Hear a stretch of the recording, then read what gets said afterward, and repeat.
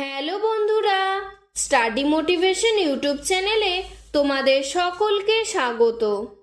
আজকের আলোচনার বিষয় হলো বাংলা রচনা বৃক্ষরোপণ। 1 নম্বর, বৃক্ষ কথার অর্থ হলো গাছ এবং রোপণ কথার অর্থ মাটিতে পোতা, অর্থাৎ বৃক্ষরোপণ অর্থ মাটিতে গাছ লাগানো। 2 নম্বর, আমাদের জীবনে গাছের অবদান অপরিসীম। 3 নম্বর, আমাদের বেঁচে থাকার জন্য গাছ অক্সিজেন সরবরাহ করে এবং বিষাক্ত কার্বন ডাই অক্সাইড গ্যাস শোষণ করে। 4 নম্বর, খাদ্য, বস্ত্র, বাসস্থান, শিক্ষা, চিকিৎসা প্রভৃতি মৌলিক চাহিদা গাছ পূরণ করে। 5 নম্বর, বড় বড় গাছ যেমন বট, অশ্বত্থ গাছ ছায়া প্রদান করে, অনেক পাখি ও পতঙ্গদের আশ্রয় দান করে।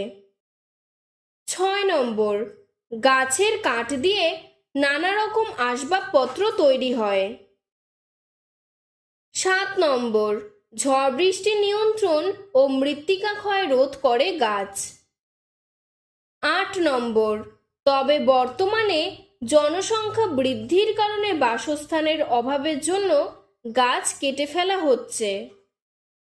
9 নম্বর, যার ফলে বিশ্ব উষ্ণায়ন দেখা দিচ্ছে, মেরু অঞ্চলের বরফ গলে সমুদ্রপৃষ্ঠের উচ্চতা বৃদ্ধি পাচ্ছে এবং উপকূলীয় অঞ্চল জলে ডুবে যাচ্ছে।